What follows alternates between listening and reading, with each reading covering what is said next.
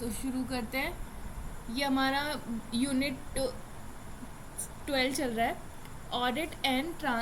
Audit of transferring on computer. कि जैसे हमने देखा था कि ऑडिट क्या होता है। ऑडिट एक ऐसा प्रोसेस होता है जिसके अंदर हम सारी चीज़ों को एनालाइज करते हैं कि कैसे हम पर्टिकुलर डिज़ाइनिंग से लेकर उसको इम्प्लीमेंटेशन वाला जो फेस आता है वहाँ तक की जितनी भी चीज़ें होती है वो सब हमारी ऑडिट में आती है। अब ऑडिट को हम ट्रांजैक्शन कर रहे हैं कंप्यूटर के ऊपर। तो audit can be broadly of two type mainly, auditing manual process and audit through computer. कि आप क्या कर सकते हो, ऑडिटिंग आप मैनुअली कर सकते हो, यानी कि आप सारी रिकॉर्डिंग जो भी चीज़ आपको ऐड करनी है, डिलीट करनी है, ऐड करनी है, इंसर्ट करनी है, अपडेट करनी है, मैनुअली आप कर सकते हो। या फिर आप क्या कर सकते हो, ऑडिट कर सकते हो कंप्यूटर के थ्रू। तो audit through computer is important to find out the accuracy and integrity of information system output. कि यहाँ पर देखो, चाहे आप रियल लाइफ में भी कोई चीज़ लो तो वहाँ पे जब हम क्या करते हैं, किसी भी चीज़ की ऑडिटिंग करते हैं, तो वहाँ पे जो है अगर आप कंप्यूटर की हेल्प लेते हो तो वहाँ से हमारा जो काम है थोड़ा सा ना हमें ईजी हो जाता है उसको करना। पर यही है, जब हम मैनुअली कुछ चीज़ें करते हैं तो उसको लिखना, उस पूरे प्रोसेस को करना थोड़ा सा हमारे लिए डिफ़िकल्ट हो जाता है। तो यहाँ पे क्या है, जब हम ऑडिटिंग कंप्यूटर के थ्रू करते हैं तो यहाँ पर हम अपनी एक्यूरेसी, इंटीग्रिटी और इंफॉर्मेशन सिस्टम का आउटपुट निकाल लेते हैं बड़े ही आराम से। This type of audit are done by the information system expert. की ये जो इन्फॉर्मेशन है ये इंफॉर्मेशन सिस्टम एक्सपर्ट के थ्रू की जाती है। And use test data to check the adequacy and accuracy of control mechanism build in the system. कि यहाँ पर जो भी आप मतलब इंफॉर्मेशन सिस्टम एक्सपर्ट के थ्रू करते हैं तो वो क्या कर सकता है, उस डेटा को इजीली चेक कर सकता है, टेस्ट कर सकता है और उसकी एक्यूरेसी को देख सकता है और उसके अकॉर्डिंग जो भी मैकेनिज्म है उसको कंट्रोल कर सकता है और उसके हिसाब से अगर उसको कुछ चेंजेस करने हैं तो वो भी कर सकता है। ठीक है, तो जो a typical audit look at the following factor. कि जब भी आप ऑडिटिंग करते हो तो आप उसके अंदर क्या क्या चीज़ों को देखोगे। तो सबसे पहली है ऑडिट ऑफ रिस्पॉन्स टाइम। कि यहाँ पर हम किसी भी चीज़ का रिस्पॉन्स टाइम देखते हैं। देखो, जब आप कभी भी कोई भी एप्लीकेशन चलाते हो, कोई भी आप वेबसाइट पे जाते हो, तो सबसे पहली चीज़ जो है वो हमें टिकल करती है, वो क्या होती है, उसका रिस्पॉन्स टाइम। अगर कई बार आप वीडियो चला रहे हो, ठीक है, चाहे वो आप मतलब कोई एक वेबसाइट भी खोल रहे हो, लेकिन उसको ओपन होने में बहुत ज़्यादा लंबा टाइम लग रहा है, तो हम उस वेबसाइट को एक्सेस करना बहुत ज़्यादा क्या कर देते हैं, कम कर देते हैं, बिकॉज उसका रिस्पॉन्स टाइम जो है वो बहुत ज़्यादा स्लो है। तो ऑडिटिंग का जो पहला प्रोसेस होता है, मतलब जो भी चीज़ें हम देखते हैं तो उसमें एक रिस्पॉन्स टाइम जो है वो बहुत ज़्यादा इंपॉर्टेंट है। कि हम हर चीज़ का क्या देखें, एक रिस्पॉन्स टाइम देखिए कि हम कितनी जल्दी किसी चीज़ के लिए रिस्पॉन्स कर पा रहे हैं। फिर है ऑडिट ऑफ ब्रोकन लिंक्स। कि यहाँ पर जो भी लिंक्स है वो क्या हमारे ठीक से चल रहे हैं या नहीं चल रहे। जैसे वेबसाइट्स पे देखो बहुत सारे लिंक्स होते हैं, आपको क्या करना है, बट मतलब कोई भी जो आपका पर्टिकुलर सिस्टम है, ठीक है, उसके थ्रू आपको लॉग इन करना है, फॉरगेट पासवर्ड करना है, या ऐसी सारी चीज़ें करनी है, या फिर होम पेज से आपको कहीं दूसरे पेज पे जाना है, ठीक है, तो उसके थ्रू आप क्या करते हो, उसके ऊपर लिंक्स ही आप क्रिएट करते हो और लिंक के थ्रू ही हमारी वेबसाइट्स पे ऑलमोस्ट सारा काम होता है एक जगह से दूसरी जगह जाने का। तो यहाँ पर अगर आपके जो लिंक्स है वो प्रॉपर तरीके से काम कर रहे होंगे तो हम क्या कर पाएंगे, उस पर्टिकुलर वेबसाइट पे इजीली एक्सेस कर पाएंगे। तो हमारे जो लिंक है वो ब्रोकन नहीं होने चाहिए, उसको देखना हमारा काम होता है। फिर है डेटाबेस ऑडिट। कि यहाँ पर जो डेटाबेस है, यानी कि जो डेटा आप एडिट कर रहे हो वही जा रहा है। जैसे हम फॉर्म सबमिट करते हैं तो अगर फॉर्म में नेम की जगह पे आपकी डेट ऑफ बर्थ जा रही है तो वो तो गलत हो गया डेटा। तो ऐसा डेटा भी आपको नहीं रखना है। जो डेटाबेस है उसके अंदर हमारा जो डेटा है वो वही डेटा जाना चाहिए जो एक्चुअली में रिक्वायर्ड है। फिर है नेटवर्क ऑडिट। कि यहाँ पर क्या है, हम नेटवर्क की भी ऑडिटिंग करेंगे कि भाई कितने पर्टिकुलर नेटवर्क हमारे डिवाइस को एक्सेस कर सकते हैं, हमारी वेबसाइट पे आ सकते हैं। क्योंकि जब आप एक पर्टिकुलर स्टेट पे पहुंच जाते हो, आपका जो मतलब पर्टिकुलर सिस्टम है, ठीक है, वो बहुत ज़्यादा क्या हो जाता है, उसका नाम हो जाता है, तो वहाँ पर उसको क्या है, हमें बहुत सारे डिवाइसेस के साथ में कनेक्ट करना पड़ता है, तो उसका नेटवर्क ऑडिट भी हमें देखना पड़ता है। तो ये कुछ फैक्टर्स है जिनके बेसिस पे हम क्या करते हैं, ऑडिटिंग करते हैं। अब इसके आगे है ट्रांजैक्शन ऑडिट। की यहाँ पर हम ट्रांजैक्शन किस तरीके से फाइंड करेंगे, क्या चेंज करेंगे, क्या होना चाहिए उसके अंदर, तो कैसे हम उसकी ऑडिटिंग करते हैं। तो transaction auditing is the process to find who did change, कि किसने इसके अंदर चेंज किया है। जैसे अगर कोई भी है, क्योंकि यहाँ पर कई प्रोग्रामर्स होंगे जो चेंज करेंगे, तो हमें पता होना चाहिए कि ये चेंज किया गया है, पर ये चेंज किसके द्वारा किया गया है, वही हमें अच्छे से एक्सप्लेन करा सकता है, कर सकता है कि ये चेंज जो है वो क्यों किया गया है। Who did changes, what change are made, की चेंजेस क्या किए गए हैं, whether the change are authorise और not as per the security policy of the organisation, की जो चेंज किए भी गए हैं वो ऑथराइज है या नहीं है। अगर ऑथराइज नहीं है तो वो किसने किए हैं ये हमें पता होना चाहिए, ठीक है। तभी तो हम क्या कर सकते हैं, उसके अगेंस्ट कुछ कंप्लेन कर सकते हैं, लीगल एक्शन ले सकते हैं, तभी तो हम आगे अपना काम जो है वो कंप्लीट करेंगे। और अगर उसके अंदर चेंज किया भी गया है तो वो हमारी सिक्योरिटी पॉलिसीज में आता है या नहीं आता है। अगर नहीं आता है तो फिर उसके बिहाफ पर हमें कुछ एक्शंस लेने पड़ेंगे। The detail of the above transaction are written to either a media or printed, कि जो भी आप क्या कर रहे हो, ट्रांजैक्शन ऑडिट कर रहे हो, तो उसका जो भी इंफॉर्मेशन है वो कैसे लोगे, आप रिटर्न में लोगे, ठीक है। आइदर मीडिया और प्रिंटेड, चाहे तो आप मीडिया में लो या फिर उसका प्रिंटेड फॉर्मेट में आपके पास में वो इन्फॉर्मेशन आनी चाहिए। This allow database administrator to track changes and help the organization to satisfy regularity requirements such as tracking specific users action, general security screening, validating user permission etcetera. तो ये सारी information आपके पास में होनी चाहिए, तभी आप क्या कर पाओगे, उस पर्टिकुलर जो भी चेंजेस हुए हैं, ठीक है, तो उसके हिसाब से आप आगे एक्शन जो है वो ले पाओगे, ठीक है। तो ये चीज़ आपको देखनी है कि किस तरीके से हम ऑडिटिंग करें। तो ऑडिटिंग करते समय इन चीज़ों के बारे में आपको पता होना चाहिए कि किसने किया है, क्यों किया है, और किया है तो वो सिक्योरिटी चेंजेस के अंदर आता है या नहीं आता है। उसके आगे है ऑडिट ऑफ कंप्यूटर सिक्योरिटी, कि अगर आप कंप्यूटर सिक्योरिटी की ऑडिट करते हैं तो कैसे करेंगे, क्या क्या चीज़ें हैं। Issues of security of computer involve both physical and logical security. Physical security involve restricted physical access to the computing resources and unauthorised person. Logical security involve restricting the uses of computing resources by unauthorized person by providing logical control mechanism, for example password protection. The audit of computer security involves review of physical and logical security measures, review of parameters, plan, practice and policies that are developed and implemented by the organization over the computer resources, and how security measures are followed for computer network and data communication. They are also included in the audit। कि यहाँ पर देखो ये सारी चीज़ें आपकी किस में आती है, ऑडिट के अंदर आती है। जैसे कि हम क्या करते हैं, कोई भी पासवर्ड लगाते हैं, पासवर्ड ऑथेंटिकेशन जो है वो सब हमारी मतलब ऑडिट में आती है कंप्यूटर सिक्योरिटी के, कि हम कौन सा पासवर्ड यूज़ कर रहे हैं। और पासवर्ड के अंदर देखो हमारे बहुत सारे केसेस होते हैं कि हमें कैसे यूज़ करना है, क्या चीज़ उसमें लगानी है, पासवर्ड प्रोटेक्शन कैसे करनी है। तो ये जितना भी मैकेनिज़्म है ये हमारे कंप्यूटर सिक्योरिटी के थ्रू ऑडिट किया जाता है।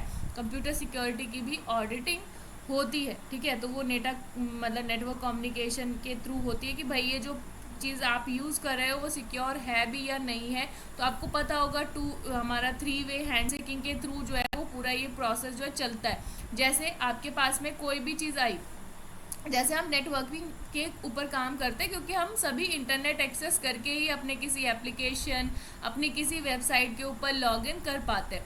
तो अगर हमारे पास में एक सेंडर है और दूसरा हमारे पास में रिसीवर है, तो हम किसी सेंडर के थ्रू कोई इन्फॉर्मेशन को रिसीवर के पास भेजेंगे, तो वो क्या होगा कि हमारे पास में क्लाइंट और सर्वर के बेसिस पे ये पूरा प्रोसेस चलता है। तो उसके अंदर क्या होगा, हम कोई भी इन्फॉर्मेशन किसी क्लाइंट को भेज रहे हैं, जैसे हमने क्या किया कि हमने गूगल पे जाके कोई चीज़ सर्च की, लाइक google.com, तो गूगल हमें कुछ ना कुछ इन्फॉर्मेशन देगा कि भाई ये चीज़ वैलिड है या नहीं है। तो सबसे पहले वो आपको चेक करेगा कि आप एक कोई वैलिड पर्सन हो या नहीं हो। अगर हो तो फिर आगे मतलब आपको इन्फॉर्मेशन देगा कि भाई हाँ ठीक है ये हमारा क्लाइंट है, और उसके बाद में वो हमें इन्फॉर्मेशन आगे मतलब वहाँ से जाएगा सर्वर से, फिर उसके बाद में उसको पूरा देखेगा, डेटाबेस में से डेटा निकालेगा कि आपको क्या चाहिए। उसके बाद में हमको वो रिज़ल्ट देता है और हमारा कन्वर्सेशन स्टार्ट होता है, फिर हम उसके आगे कोई भी काम करा पाते हैं। तो जैसे हम गूगल पे लॉगिन करते हैं तो लॉगिन के लिए भी वो ऑथेंटिकेशन मांगते हैं ना, कि भाई आप कैसे लॉगिन करना चाहते हो, साइन इन करना चाहते हो, अपना अकाउंट क्रिएट करना चाहते हो, तो वो सारी चीज़ें। तो ऐसे ही जितनी भी एप्लीकेशन है, वेबसाइट्स है, वहाँ पर हम जब जाते हैं तो वहाँ पर भी हमारा सिक्योरिटी चेक होता है क्यों? क्योंकि अगर हम कोई भी पर्सन किसी भी चीज़ को मतलब किसी भी चीज़ को एक्सेस करने लगेंगे तो वहाँ पर सिक्योरिटी वायलेंस होगा, जिसकी वजह से हम लोगों को दिक्कत होगी, हमें ही दिक्कत होगी भाई, क्योंकि हम ही जनरल पब्लिक है तो हमारा डेटा कोई भी एक्सेस कर पाएगा, जिसकी वजह से हमें इन फ्यूचर और भी ज़्यादा दिक्कत देखने को मिल सकती है। तो ये होता है हमारा ऑडिट ऑफ कंप्यूटर सिक्योरिटी। उसको रिव्यू करना, उसके पैरामीटर, उसकी पॉलिसीज़ को चेक करना, ये सब कुछ इसके अंदर आता है। अब उसके बाद में ऑडिट ऑफ एप्लीकेशन, कि यहाँ पर जब हम ऑडिट कर रहे हैं तो उसकी क्या एप्लीकेशन है, क्यों कर रहे हैं हम, क्या है, क्या चीज़ है, तो वो देखेंगे। Here both manual and programmed internal control related to information system are access. Primarily, there are four areas of audit. Coverage for an application being reviewed. Therefore, area are given below. कि यहाँ पर जब भी आप application मतलब किसी भी application की ऑडिट करते हो तो ये 4 एरिया होते हैं।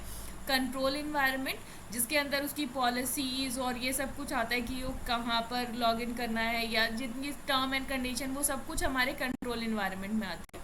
फिर डेटा इनपुट कंट्रोल, कि जब हम कोई चीज़ इनपुट दे रहे हैं तो उसके ऊपर क्या कंट्रोल है, कि क्या चीज़ आप उसके अंदर इनपुट के थ्रू ले सकते हो। जैसे कई बार हम रिस्ट्रिक्शन कर देते हैं ना कि हम सिर्फ फ़ोन नंबर के अंदर टेक्स्ट वाला डेटा लेंगे या फिर नंबर वाला डेटा लेंगे। नेम के अंदर जैसे सिर्फ हम टेक्स्ट लेते हैं, और जब फ़ोन नंबर चाहिए होता है तो फ़ोन नंबर के अंदर हम न्यूमेरिकल डेटा लेते हैं, ठीक है। एड्रेस के अंदर दोनों मिक्स होते हैं। तो ऐसे कुछ क्रेडेंशियल्स लगा सकते हैं कि हमें क्या, किस चीज़, कौन सा डेटा जो है वो सिर्फ इनपुट में चाहिए। प्रोसेसिंग कंट्रोल, जो भी डेटा आपने दिया है उसके बेसिस पे, अगर आप कीबोर्ड के अंदर लेफ़्ट क्लिक दबा रहे हो तो क्या हो, राइट क्लिक दबा रहे हो तो क्या हो। जैसे कई बार क्या होता है, हम किसी वेबसाइट पे जाते हैं तो उसके ऊपर जब ऐसे करके हम क्लिक करते हैं, मतलब क्लिक भी नहीं करते, माउस को ऊपर लेकर जाते हैं, तो माउस ओवर के थ्रू हमें क्या चीज़ रिप्रेजेंट हो रही है, क्या चीज़ दिखाई दे रही है। कई बार उसकी वीडियो दिखती है, कई बार उसके रिलेटेड कुछ इन्फॉर्मेशन दिखती है, तो वो चीज़ हमारी प्रोसेसिंग कंट्रोल में आएगी। फिर उसके बाद में आउटपुट, की जब हम ऐसा करें तो हमें क्या आउटपुट मिले, कि जैसे हम किसी चीज़ के ऊपर क्लिक कर रहे हैं तो क्या चीज़ हमारी आनी चाहिए, क्या चीज़ ओपन होगी, और जो हमने इनपुट दिया उसके ऊपर प्रोसेसिंग करके हमारा रिजल्ट क्या आएगा।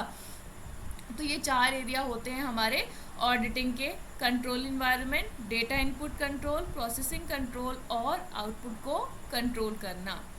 उसके बाद में बेनिफिट ऑफ ऑडिटिंग की। अब भाई देखो, इतनी जो ऑडिटिंग है वो हमेशा ज़रूरी है अपने कंप्यूटर सिस्टम की, हो गया कोई भी सिस्टम हो गया। जैसे सीए वगैरह अपने पूरे एक जो फर्म होती है, जो भी एक ऑर्गेनाइजेशन है, कंपनी है, तो उसके अंदर वो ऑडिटिंग करते हैं कि भाई कितना पैसा आया है, कितना लगा है, कितना जाएगा, ये सारी इन्फॉर्मेशन, की असेट्स कितनी है, लायबिलिटी कितनी है, इन सब का ऑडिट करना, फिर उसके बेसिस पे आगे के डिसीजन लेना। सेम ऐसे ही यहाँ पर भी है कि हम क्या करेंगे, अपने जो सिस्टम्स हैं उनकी ऑडिटिंग करेंगे, उसके बारे में रिसर्च करेंगे, उसके बारे में देखेंगे कि कितना ठीक है कि और ख़राब है, क्या चीज़ काम कर रही है, क्या चीज़ काम नहीं कर रही है, और कितना इसको अच्छा बनाया जा सकता है। तो वो सारी चीज़ें हम इसके अंदर पढ़ते हैं। तो ऑफकोर्स ऑडिटिंग जो है वो हमारे लिए बहुत ज़्यादा बेनिफिशियल है। तो इसके कुछ यहाँ पर पॉइंट्स लिखे हुए हैं कि क्यों है, तो वो देख लेते हैं। इम्प्रूव करता है सिस्टम का process and control, prevent and detect error as well as fraud को, और जो मतलब एरर्स है उसको बचाता है, प्रिवेंट करता है उससे। रिड्यूस करता है risk and enhance system security को बढ़ाता है और रिस्क को कम करता है। Plan for contingencies and disaster recovery, जो भी डिज़ास्टर्स है उनको कम करता है और कंटीजेंसीज से हमें बचाता है, उससे रिकवर करता है। कंटीजियसी एंड डिज़ास्टर रिकवरी, 2 बार लिख दिया। प्रिपेयर फॉर इंडिपेंडेंट ऑडिट, कि यहाँ पर जो भी है वो हम इंडिपेंडेंट ऑडिट कर सकते हैं अलग अलग चीज़ों की, फिर उसके बाद में उसका कंबाइंड रिजल्ट निकाल सकते हैं।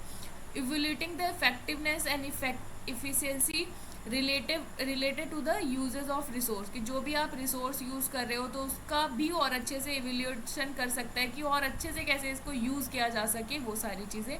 फिर स्टैंडर्डाइजेशन करता है कि भाई ये चीज़ बेस्ट है, ये चीज़ कम है, ये उसके हिसाब से है, तो उसके बेसिस पे इसको हम, जैसे आपने देखा होगा कि कई बार कई सॉफ्टवेयर क्या करते हैं, मतलब जो सॉफ्टवेयर, मतलब कुछ ऐसे सॉफ्टवेयर होते हैं वो हमें फ्रीली भी वर्जन दे रहे हैं और उसका हमारे पास एडवांस वर्जन भी है, और एडवांस वर्जन में कुछ एक्स्ट्रा फीचर्स भी हैं। तो वो फीचर्स कौन कौन से हैं, कैसे हम यूज़ कर सकते हैं, तो उसके बेसिस पे उसको थोड़ा सा स्टैंडर्डाइज कर दिया। जैसे कि फ्री वर्जन के अंदर आपको कुछ चीज़ें नहीं दी है, फिर पेड वर्जन के अंदर उसको आपको वो चीज़ें दे दी है, तो वो उसका स्टैंडर्डाइजेशन हो गया।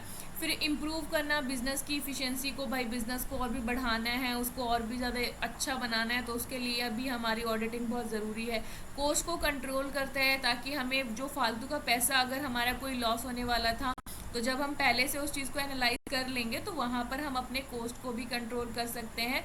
कॉम्पिटिटिव एडवांटेज मिल जाता है, क्योंकि यहाँ पर हम बाकी चीज़ों को देखकर अपनी अपनी उस पर्टिकुलर एप्लीकेशन, अपने पर्टिकुलर सिस्टम के अंदर उन चीज़ों को इन्हांस कर सकते हैं, बढ़ा सकते हैं।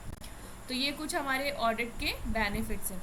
अब इसके बाद चलते हैं कंप्यूटर एडेड ऑडिट टेक्नोलॉजी की क्या है।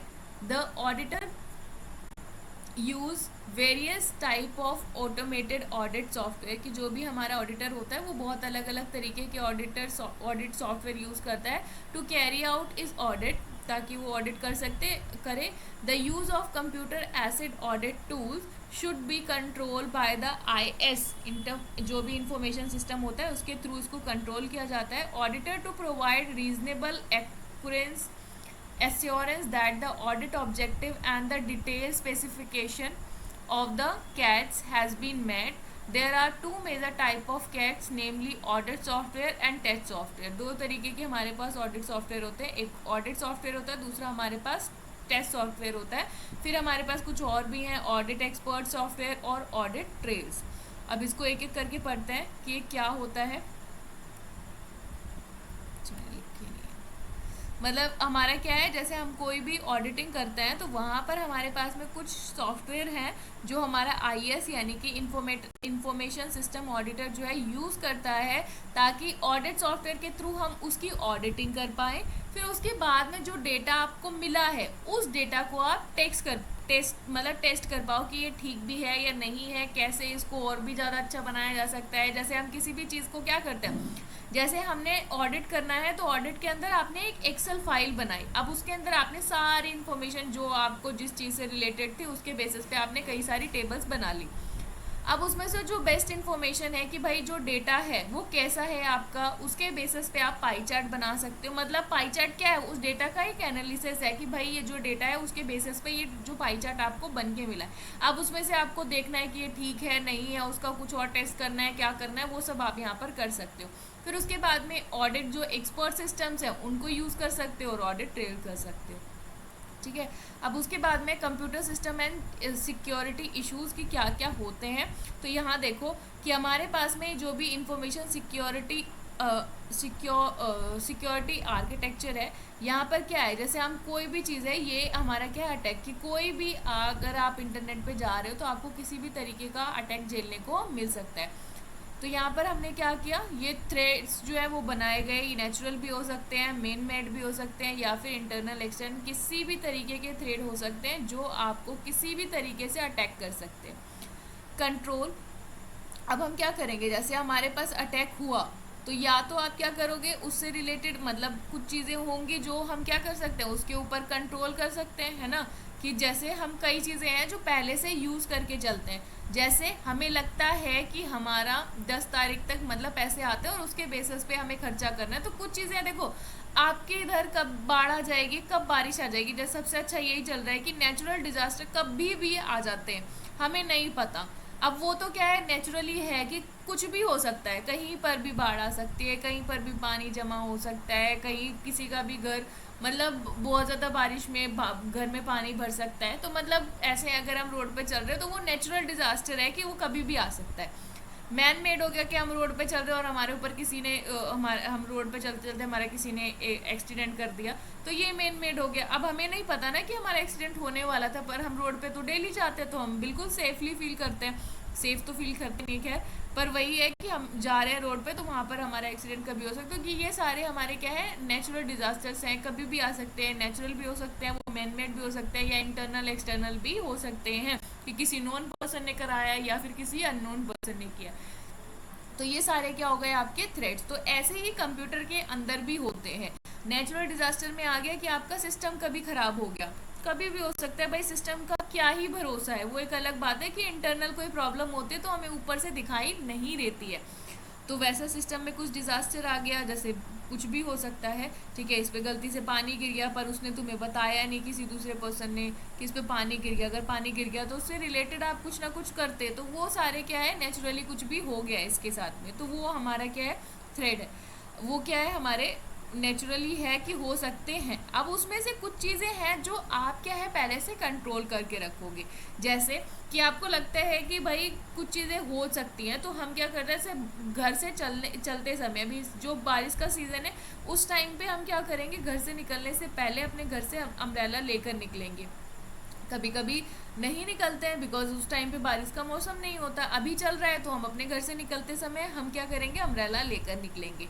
तो हम बारिश को तो नहीं रोक सकते, हम नेचुरल डिजास्टर्स को तो नहीं रोक सकते, कि मैन मेड हो चाहे एक्सटर्नल इंटरनल किसी भी तरीके का हमारे साथ में कोई भी एक्सीडेंट हो जाएगा तो उसको हम नहीं रोक सकते, लेकिन उससे होने वाले कुछ चीज़ें जो हैं उनको हम कंट्रोल कर सकते हैं, रिड्यूस कर सकते हैं, अवॉइड पूरी तरीके से ख़त्म नहीं कर सकते, ठीक है। तो सेल्फ असेसमेंट कर सकते हैं उससे रिलेटेड कि क्या चीज़ प्रॉब्लम आ सकती है इन फ्यूचर, तो हम उसको अवॉइड कर सकें, प्रोसेस रिव्यू कर सके, सिस्टम ऑडिट कर सके, network monitoring and secure services का यूज़ किया जा सके। उसके बाद में हम क्या करेंगे, जैसे हमारे ऊपर अटैक होता है, क्योंकि अब वो किसी भी तरीके का हो सकता है, कभी भी, चाहे आप सॉफ्टवेयर फील्ड में ले लो, चाहे आप कहीं पर भी चले जाओ, आप कभी भी किसी भी अटैक को पूरी तरीके से कम नहीं कर सकते, क्योंकि चाहे मतलब अगर हम ह्यूमन की बात करें या मशीन की बात करें, हम पूरी तरीके से किसी भी चीज़ को सेफ कभी भी नहीं रख सकते, कब किसके साथ क्या हो जाएगा हमें नहीं पता।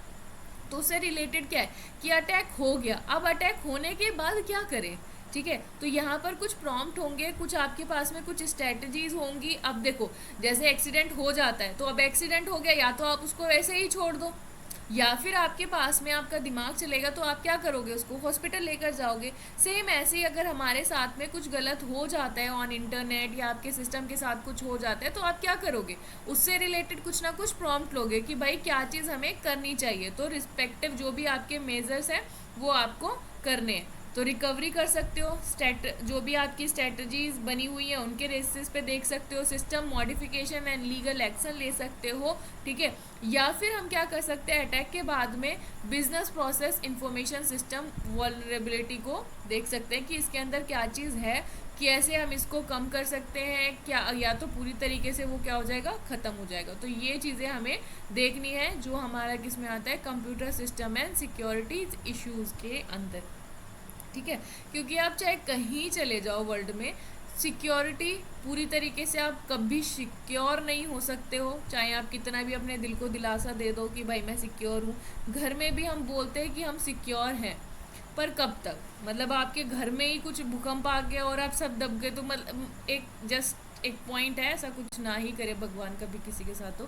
तो बस मैं वही बोल रही हूँ कि हम चाहे कितनी भी कोशिश कर ले, चाहे हम सिस्टम की बात कर ले, नेटवर्क, कहीं पर भी चले जाओ वर्ल्ड में, कहीं पर भी, ज़मीन पे, धरती पे, आसमान में, कहीं पर भी रहोगे तो पूरी तरीके से हम किसी अटैक को कम नहीं कर सकते। तो बस वही है कि कैसे हमें उसको थोड़ा सा बचने की कोशिश करनी है। अब है analysis of thread and risk, कि भाई हम क्या करें, कैसे एनालाइज करें, जो भी आपके पास में रिस्क है उनको आप एनालाइज करेंगे, थ्रेड को बस आप एनालाइज कर सकते हो कि भाई ऐसी चीज़ हो सकती है। जैसे किसी ने कभी नहीं सोचा था कि कभी कोरोना जैसी सिचुएशन हमारे पास में आएगी, है ना। तो हमें नहीं पता था, छोटी मोटी बीमारियां आती थी उससे रिलेटेड हम थोड़ा बहुत देखते थे और फिर वो मतलब उसके हिसाब से हम उसको कंट्रोल करते थे, रिस्क आता था एनालाइज करते थे, उसके हिसाब से उसको मतलब जो भी हमारा रिस्क है उसको एनालाइज करके आगे काम करते थे। फिर है रिकवरिंग फ्रॉम डिजास्टर्स। अब जैसे कि हुआ, अब अचानक से ही इतना ज़्यादा कोरोना फैल गया, ठीक है, बट हमारे पास में कुछ ऐसा उस टाइम पे था नहीं कि हम किसी तरीके से सेफली रह सकें, मतलब जो कुछ भी है, तो जो भी हमें प्रिकॉशंस बताए गए थे हम सिर्फ वही यूज़ कर रहे थे, ठीक है। तो ऐसे ही क्या है, जब डिज़ास्टर हो जाता है तो डिज़ास्टर को ऐसा नहीं मानना कि भाई सब कुछ ख़त्म हो गया है या सिस्टम बिल्कुल डैमेज हो गया है या कुछ ऐसा, पर उससे हमें रिकवरी करनी है। फिर प्लानिंग एंड कंटीजेंसी, क्योंकि हम चाहे कहीं पे भी चले जाए तो जब भी अगर आपके पास में डिज़ास्टर भी होगा, आपके साथ में कुछ हो भी जाता है गलत, तो वहाँ पे आपको कोशिश करनी है कि आप दोबारा से प्लानिंग करें एंड अगेन उठें, ठीक है। उसके बाद में है जो भी आपके वायरसेस वगैरह है, क्योंकि देखो चाहे आप कितने भी अच्छे हो चाहे, पर इस धरती पे सारे लोग तो अच्छे नहीं है ना कहीं कुछ ना कुछ कमियां निकल ही जाती है। तो वैसे ही यहाँ पर कुछ ना कुछ वायरसेस भी आपके पास आएंगे। वायरसेस बहुत अलग अलग तरीके के हो सकते हैं, जो कई बार हमारे जो भी सिस्टम है उसको बहुत गंदी तरीके से भी डैमेज कर देते हैं। तो उन सब से हम बच सकते हैं, उनके रिलेटेड हम प्रिकॉशंस ले सकते हैं, भाई कैसे बचा जाए। तो ये है हमारा analysis of threats and risk, कि कैसे हम अपने आप को बचाएं, रिकवरी करें, प्लानिंग करें, फिर कंटीजियस वायरसेस जो भी हैं उन सब से बचेंगे। अब है कंकरेंट एंड ऑडिट टेक्निक्स, कि कंकरेंट और ऑडिट टेक्निक्स क्या क्या होती है। Need for concurrent audit technique की हमें ज़रूरत ही क्यों पड़ी। मिसिंग ऑडिट ट्रेड, कि कई बार क्या होता है कि हम कुछ काम करते हैं लेकिन मतलब कुछ ऐसी चीज़ें हैं कि कैसे ऑडिटिंग की थी, क्या हुआ था, क्या भाई बहुत सारी चीज़ें ना मिस हो जाती हैं। तो वहाँ पर उन चीज़ों वो मिसिंग ना हो, उसकी वजह से हम कंकरेंट ऑडिटिंग टेक्निक का यूज़ करते हैं। Need for contingency monitoring largely integrated and automated system, कि जो भी हम ऑडिटिंग सिस्टम करते हैं चाहे किसी भी चीज़ में हो, चाहे आप अपने घर की किराना की स्टोर ले लो, उसके अंदर भी क्या करोगे आप डेली देखते हो ना। अगर आप डेली देखना छोड़ दोगे कितना सामान बचा है क्या नहीं है, तो फिर आप बाहर कब जाओगे, मतलब कब दुकान से जाओगे, फिर दूसरा सामान लेकर आओगे। नहीं तो अगर कई चीज़ें ऐसी होंगी जो ख़राब हो जाएंगी, तो उसके बेसिस पे भी आपको क्या है कंटिन्यूसली चेक करना पड़ेगा। ये चीज़ें क्या है ऑटोमेटिक भी हो जाती हैं आजकल इंटीग्रेटेड सिस्टम के अंदर, तो क्या है इनको हम देख सकते हैं। तो इसीलिए हमें ऑडिटिंग टेक्निक्स की ज़रूरत पड़ी। तो यहाँ पर हमारे पास में कुछ ऑडिटिंग टेक्निक्स है, कंकरेंट ऑडिटिंग टेक्निक जो क्या है रेगुलर उसको चेक करती रहती है।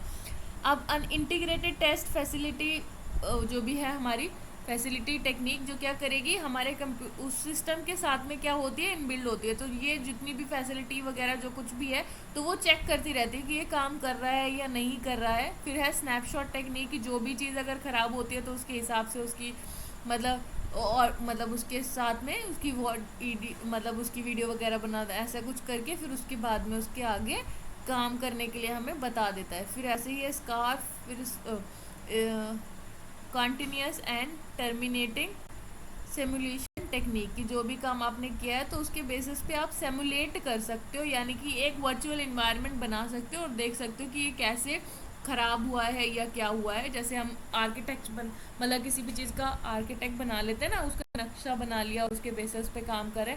तो ऐसे ही हमारे पास जब हम नेटवर्किंग वगैरह करते हैं तो हमारे पास में ऐसे बहुत सारे सिमुलेशन टूल होते हैं जो क्या है उस पर्टिकुलर चीज़ को करने में हमें हेल्प करता है। कोई भी चीज़ आप बना लो, चाहे आप सिस्टम भी बना रहे हो तो सिस्टम का भी क्या है आपको एक पूरा वो मिल जाएगा, मतलब जिसके हिसाब से आप क्या कर सकते हो उसको चलाकर देख सकते हो कि ठीक से काम कर रहा है या नहीं कर रहा है। ठीक है, अगर इसको और इन्हांस किया जाएगा तो किस तरीके से किया जाएगा। तो ये सारी चीज़ें आप यहाँ पर यूज़ कर सकते हो और वो रेगुलरली आप करोगे तो ही आप अपने जो भी आपका सॉफ्टवेयर है सिस्टम है उसको आगे बढ़ा सकते हो। अब इसके बाद में हमारा यूनिट 13 है जिसके अंदर हमारे 2 टॉपिक है, ये भी कंप्लीट कर देते हैं फिर हमारी कल क्लास नहीं होगी, आज एंड हो जाएगा। Okay ma'am. समझ में आया है तुम्हें? Yes ma'am. ठीक है, ये हमारा लास्ट यूनिट है, उसके बाद में हमारा जो ये वाला सब्जेक्ट है वो फिनिश हो जाएगा। अब यहाँ पर है मैनेजमेंट इंफॉर्मेशन सिस्टम जिसके अंदर हमारे 2 टॉपिक है सिर्फ, role of MIS in an organisation, फिर different kind of information system क्या होते हैं। जितना होता है कवर करते हैं, नहीं होगा तो फिर कल देखते हैं। Role of MIS and an organisation, की ये MIS होता क्या है। सबसे पहले ये देखो, मैनेजमेंट इंफॉर्मेशन सिस्टम, आपको खुद पता है कि आप अपने जो चाहे एक छोटी सी शॉप भी होगी ना उसके अंदर भी पता नहीं कितनी सारी इन्फॉर्मेशन होती है कि किसने उधारी पे सामान लिया है, कितना सामान आपके पास आया है, कितना गया है, ये सारी इन्फॉर्मेशन आपको रखनी पड़ती है। तो यही सोचो कि जब एक बहुत बड़ा आपके पास में सिस्टम है, बहुत बड़ी ऑर्गेनाइजेशन है, चाहे छोटी से थोड़ी सी बड़ी है, मिडल लेवल की भी है, तभी भी आपको बहुत अच्छे से उसको अरेंज करना है, उसको आगे ग्रोथ में लेकर जाना है, तो उसको बहुत अच्छे से ऑर्गेनाइज करना पड़ेगा। तो यहाँ पर बहुत सारी चीज़ों को आपको बहुत अच्छे से देखना पड़ेगा, फिर उसके हिसाब से आपको डिसीजंस लेने पड़ेंगे। तो management information system helps the organisation to produce information that organisation need to improve decision making problem, saving control operations and creating new product on or services की न्यू प्रोडक्ट सर्विसेज जो बनानी है उसके basis पे आप अच्छे decision ले सको। इसीलिए हमें मैनेजमेंट इंफॉर्मेशन सिस्टम की ज़रूरत पड़ती है, MIS की ज़रूरत पड़ती है।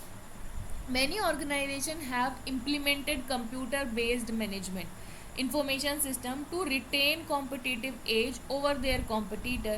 The role of management information system have expanded significantly over the years.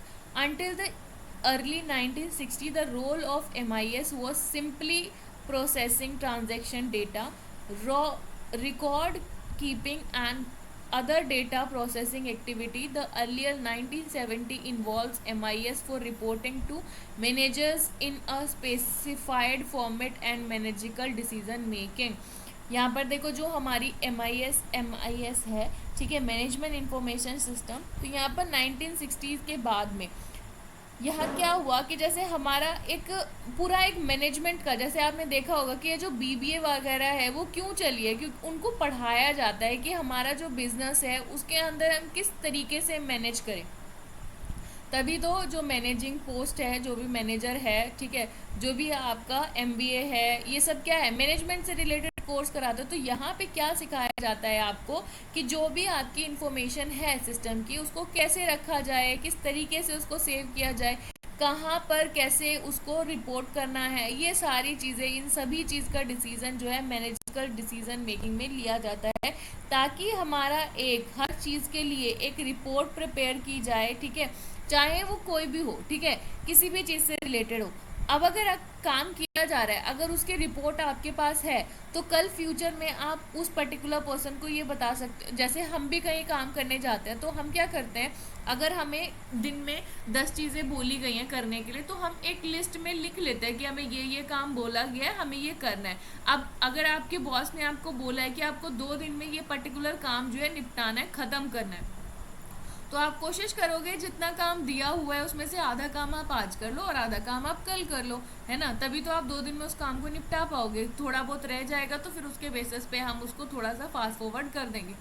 तो यहाँ पर क्या है, मैनेजमेंट जो भी आप MIS के अंदर क्या है, जो भी आपकी इन्फॉर्मेशन है, ठीक है, उसको इस तरीके से मैनेज किया जाए, ठीक है, ताकि आपको पता हो कि आपके ऑर्गेनाइजेशन में जो भी काम है वो आपने कितने दिन में किया है या बाकी लोग कैसे कर रहे हैं। तो वो हमारे बॉस को पता लग जाएगा कि भाई ये पर्सन ऐसे करता है, ये पर्सन ऐसे करता है, जिसके हिसाब से जो भी डिसीजन है वो ईजिली लिया जाएगा, ठीक है। किसी को भाई किसको प्रोग्रेस देनी है, किसको प्रोग्रेस नहीं देना है, किसको प्रमोट करना है, तो ये सारी चीज़ें भी इसमें हो जाएगी। ऐसे ही बहुत सारी चीज़ें होती हैं, जैसे भी हमारा जो MIS है उसमें हमारी डेली की जो भी रिपोर्ट्स हैं वो सब कुछ उसमें जाती हैं, ठीक है। तो उसकी बेसिस पे जब सब कुछ हमारे बॉस को पता लग रहा है तो उसके हिसाब से बहुत सारी चीज़ें हमारी आगे जो है हमें हेल्प करेंगी।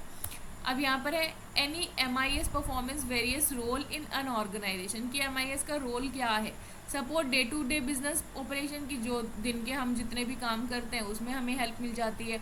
सपोर्ट मैनेजर का डिसीजन मेकिंग, जो मैनेजर का डिसीजन है उसको हमें हेल्प मिल जाती है काम करने में।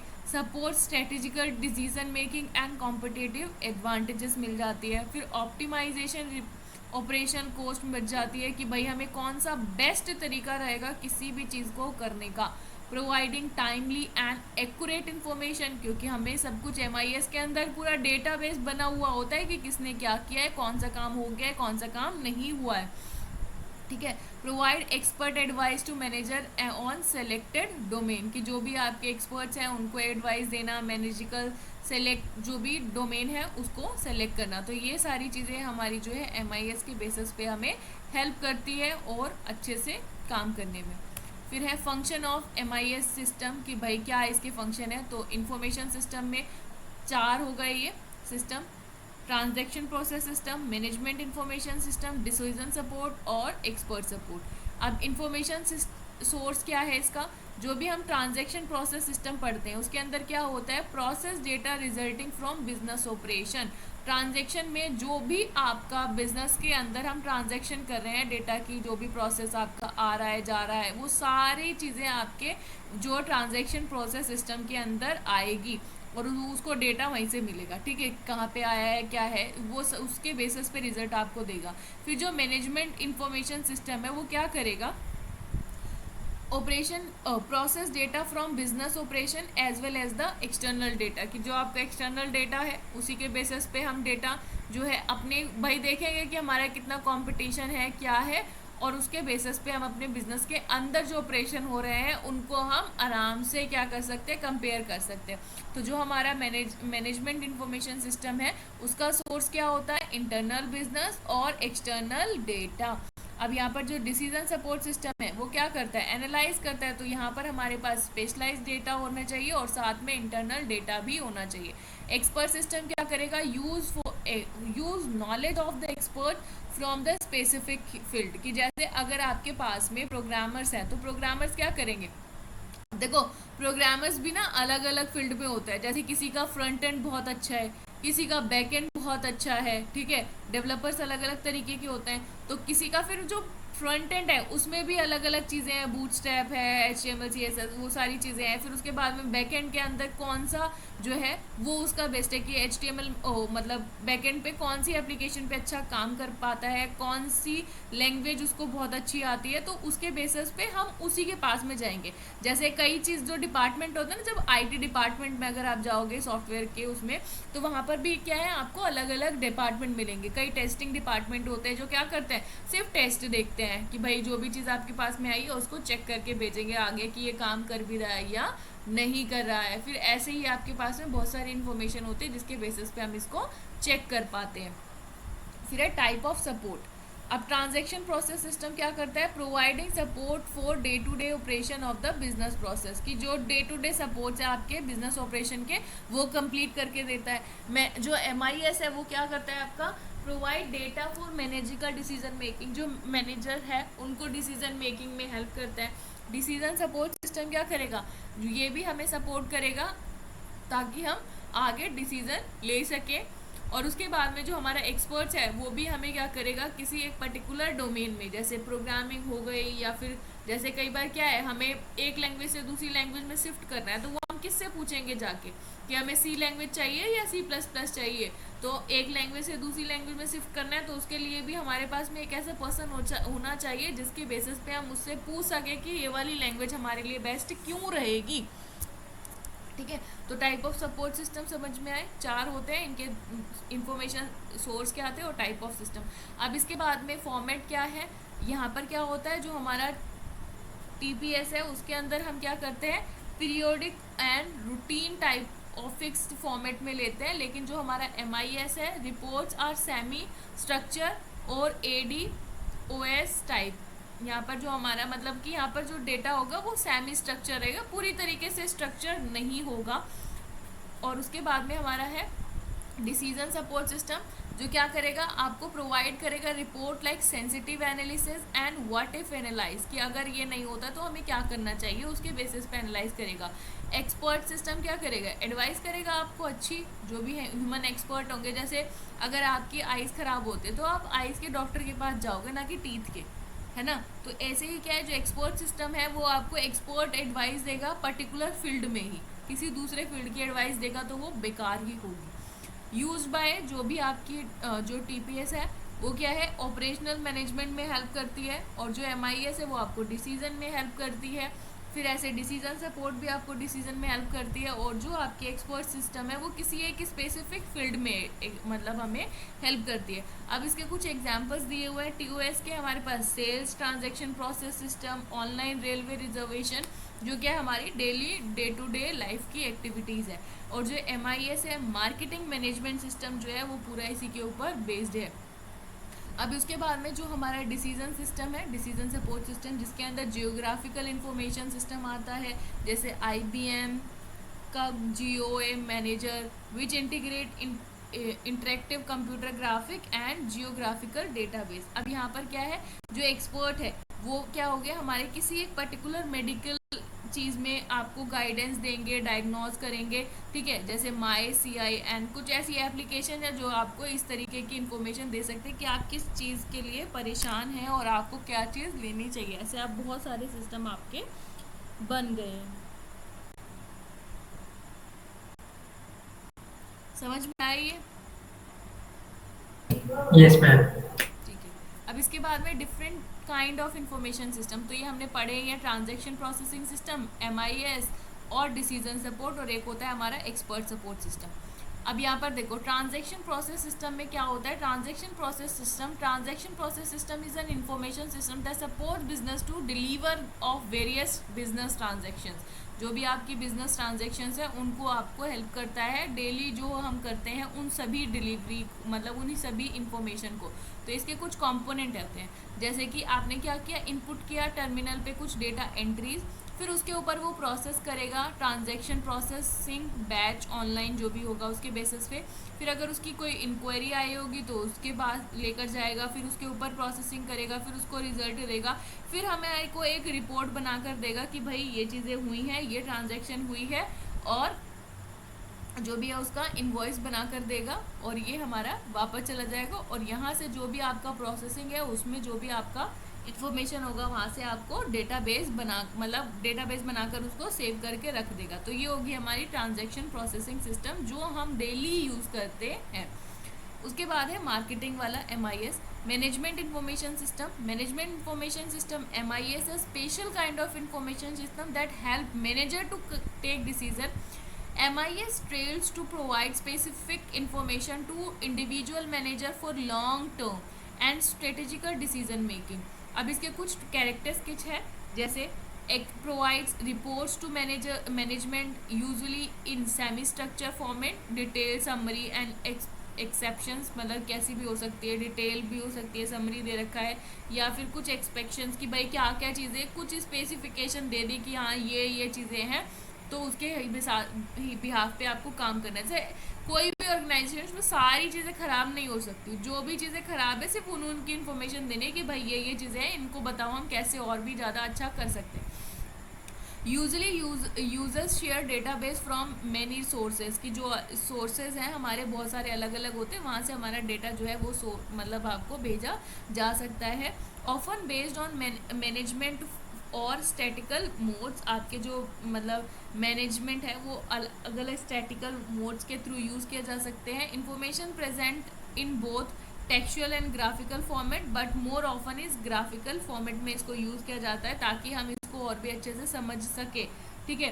Providing information on trend analysis, exceptions, reporting, and what if analyze, it allow to user to ask questions such as what if we increase price 10%, और अगर डिक्रीज होता है मतलब 10% अगर हम प्राइस इंक्रीज कर देते हैं तो सेल्स में कितना डिक्रीज होगा, क्या होगा, तो ये चीज़ हमें पता होनी चाहिए, तभी तो हम उसके ऊपर एनालाइज करेंगे और किसी चीज़ का प्राइस बढ़ाएंगे या घटाएंगे। जैसे कि यहाँ पर है, अब यहाँ पर देखो सेल रीज़न क्या है, मतलब इसने पूरा दे रखा है कि कौन से ईयर में है, फिर यहाँ पर एस्टिमेटेड कितना है और एक्चुअल क्या है। ईस्ट में इसने क्या किया था, एस्टिमेटेड किया 2000 में कि इतना सेल होगा, फिर हुआ कितना, एक्स्ट्रा हो गया। ठीक है। ऐसे ही क्या हुआ 2001 में उसने एस्टिमेट किया था ईस्ट में इतना हो सकता है, पर हुआ कितना 76। तो मतलब कभी भी ये बिल्कुल ही एक्यूरेट नहीं रहेगा, सेल परफॉर्मेंस ऊपर नीचे जा सकती है।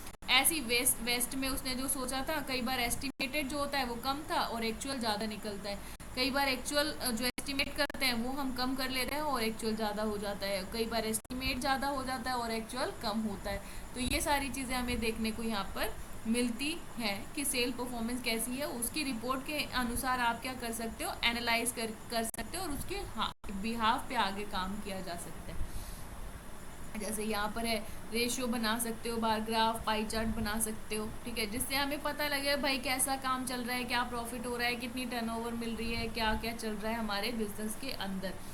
अब है कंपोनेंट ऑफ MIS की टॉप एग्जीक्यूटिव होते हैं, वो क्या करते हैं, जो भी हमारे पास में डेटाबेस के अंदर इंफॉर्मेशन है, MIS सॉफ्टवेयर मॉड्यूल्स के अंदर, DBMS में है, कम्युनिकेशन सॉफ्टवेयर में है, तो वो सारी डेटाबेस को एनालाइज करते हैं, देखते हैं। ठीक है। और वो सारा डेटाबेस कहाँ से आता है, एक्सटर्नल डेटाबेस से, या फिर कॉर्पोरेट ऑपरेशनल डेटाबेस से, या फिर कॉर्पोरेट मैनेजमेंट डेटाबेस से ये हमें इंफॉर्मेशन मिलती है, जिसके बेसिस से हम आगे काम कर पाते हैं।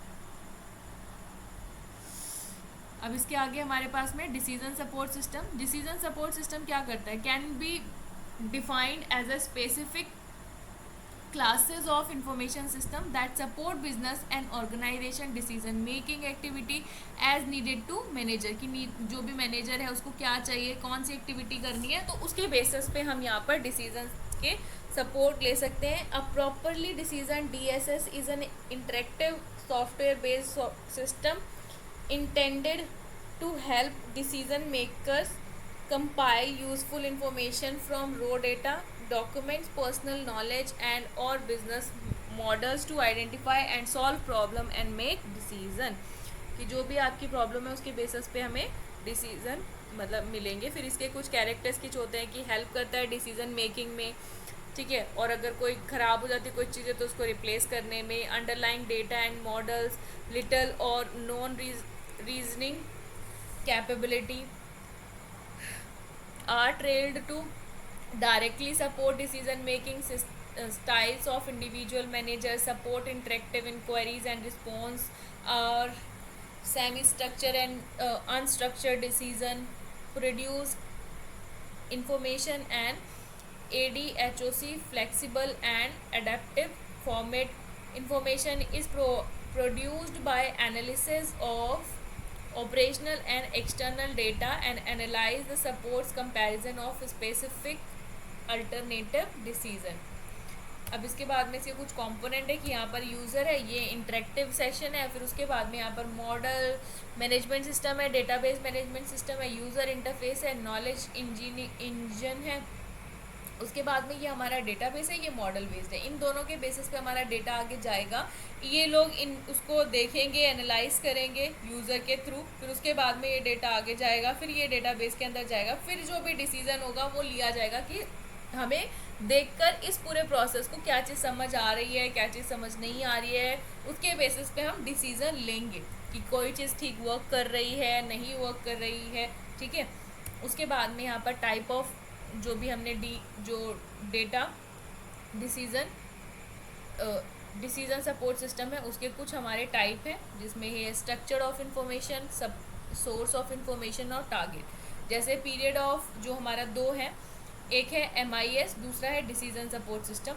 अब इन दोनों के बीच में इन्होंने डिफरेंस दिया हुआ है. Periodic and often in mixed format. कभी कभी जो MIS में होता है वो चाहे आपकी इन्फॉर्मेशन पीरियोडिकली यानी कि 2, 3, 4 हफ्ते बाद मिल रही है या फिक्स फॉर्मेट में मिल रही है, कैसी मिल रही है. फिर डिसीजन सपोर्ट में होता है interactive inquiries and response to support, कि जैसे आपकी जो क्वेरीज होती है वो इंटरेक्टिव होती है, कि कभी भी जैसे अगर आप कोई भी सर्विस देते हो, जैसे अगर आपने कोई भी सॉफ्टवेयर परचेज किया है तो अगर आपके सॉफ्टवेयर में कुछ दिक्कत आती है तो आप क्या करोगे, उसको सीधा क्वेरी फिल करोगे. तो अगर क्वेरी उसके पास जाती है तो वो उसके लिए आपको सपोर्ट देता है, आपकी इंक्वायरी को रिजॉल्व करता है. उसके बाद में सोर्स ऑफ इंफॉर्मेशन क्या होता है, MIS के अंदर ऑपरेशनल डेटा और या फिर आपका एक्सटर्नल डेटा. लेकिन जो डिसीजन सपोर्ट सिस्टम होता है उसमें analytical models, external database and operational database होते हैं. टारगेट में MIS में क्या होता है, support group decision making by manager के थ्रू किया जाता है. डिसीजन सपोर्ट में trailers and decision making system of individual manager, जिस पर्टिकुलर स्टाफ में है, जिस पर्टिकुलर चीज़ का वो मैनेजर है वो उसको क्या करेगा, देखेगा. फिर ऐसे ही हमारा एक्सपर्ट सिस्टम है जिसमें क्या होता है, एक कंप्यूटर प्रोग्राम या जो कुछ भी है जो उसको जज करता है. जैसे an expert system is a computer program that simulate to जज and behavior of human expert or an organization that has expert knowledge or experience in a particular field. चाहे वो प्रोग्राम भी हो सकता है या फिर एक पर्टिकुलर ह्यूमन एक्सपर्ट भी हो सकता है. अब इसके कुछ एक कैरेक्टरिस्टिक्स है, जैसे computer knowledge and expertise of a problem solver और decision maker and simulated thinking of those with less knowledge. Replace a human adviser expert for specific domain of knowledge. Its domain of knowledge is narrow, कि मतलब जिस particular चीज़ में ली हुई है knowledge उसी के अंदर होनी चाहिए, बहुत ज़्यादा वाइड वे में नहीं होना चाहिए कि भाई कुछ भी है, जिस चीज़ को पकड़ा है. जैसे अगर आपको कंप्यूटर नेटवर्किंग पढ़ना है तो कंप्यूटर नेटवर्किंग को बहुत अच्छे डीपली तरीके से पढ़ रखा हो, जो क्या है हम PhD लेवल में पढ़ते हैं. लेकिन अभी हमें क्या पढ़ाया जाता है, खिचड़ी पढ़ाई जाती है, यानी कि हमें हर चीज़ का थोड़ा ज्ञान दे दिया जाता है, जिसके बेसिक्स पे हमें पता सब कुछ होता है लेकिन पता कुछ भी नहीं होता है. वैसे हम जानते सब कुछ है लेकिन एक्यूरेट और हर चीज़ में सटीक नॉलेज हमें किसी में भी नहीं होती है. तो वो हमें कब मिलता है, at the level of PhD, पर हमारी नॉलेज क्या हो जाती है, एक पर्टिकुलर चीज़ में फिक्स हो जाती है। अब हम उसी चीज़ के बारे में, आप हमसे कोई भी ज्ञान ले लो, हम आपको बता देंगे। Has reasoning and explain capability, type of problem treated is repetitive and the direction of interaction is from machine to be to the user। अब यहाँ पर इसका कुछ डायग्राम है, जैसे यूज़र है, यहाँ पर इंटरफेस इंजन है जो क्या है, आपको इन्फॉर्मेशन देगा, और उसके हिसाब से यहाँ पर एक्सपर्ट सिस्टम लगाए गए हैं जिसके बेसिस पे यहाँ पर नॉलेज होगी और वो उसको इन्फॉर्मेशन जो है, अगर कोई चीज़ ख़राब हो जाती है, कुछ गलत हो जाता है, जैसे कि आप सभी के मतलब कोई भी अगर हम चीज़ सिस्टम खरीदते हैं तो उसके अंदर हमें ट्रबल शूटिंग वाला मोड मिलता है। तो उसमें क्या होता है कि अगर हमारी कोई भी प्रॉब्लम आती है तो हम उसके थ्रू ट्रबल शूट करते हैं। तो ट्रबल शूट करते समय अगर वो उस चीज़ को पकड़ लेता है तो हमें बता देता है कि ये वाली चीज़ हमें दिक्कत कर रही है, और वो कई बार चीज़ें ठीक भी होती हैं। तो वो क्या है, हमारा एक तरीके का एक्सपर्ट सिस्टम है जो हमें पूरी तरीके से ठीक तरीके से गाइड कर रहा है कि भाई ये चीज़ ठीक है या फिर गलत है और इसमें क्या प्रॉब्लम है। अब यहाँ पर कुछ फैक्ट्स हैं, जैसे डेफिनेशन, डिस्क्रिप्शन एंड हाइपोथेसिस की ज़रूरी नहीं है कि वो चीज़ होगी, वो ऑब्जर्वेशन के बेसिस पे होती है। जैसे कि आजकल हमारा एआई यूज़ किया जा रहा है। If A and then X, की अगर ए है तो एक्स होगा, if A then Y, Y है तो फिर मतलब ए है तो वाई हो, अगर ए है तो एक्स हो, if A then X, if A then Y, और अगर एल्स है तो जेड हो। तो मतलब इस तरीके की इसके अंदर कुछ कोडिंग होगी, उसके बेसिस पे हमारा जो काम है वो कंप्लीट किया जाएगा। जैसे एक्सपर्ट, अभी हम एक्सपर्ट सिस्टम बोल सकते हैं, जैसे हमारा एआई है तो हम क्या करते हैं, उसको जितनी इन्फॉर्मेशन हमारी है उसके बेसिस पे इन्फॉर्मेशन देते हैं और धीरे धीरे धीरे धीरे वो बहुत सारी चीज़ें सीख रहे हैं। आजकल हम एआई का यूज़ हर तरीके से हर फील्ड में कर पा रहे हैं, तो वो भी हमारा एक एक्सपर्ट सिस्टम का एग्जाम्पल है। डिसीजन सपोर्ट सिस्टम और एक्सपर्ट सिस्टम के बीच में दोनों में डिफरेंस है। यहाँ पर क्या है, इसका जो डिसीजन सपोर्ट सिस्टम है असिस्ट ह्यूमन डिसीजन, और ये क्या है, मिमिक ह्यूमन डिसीजन।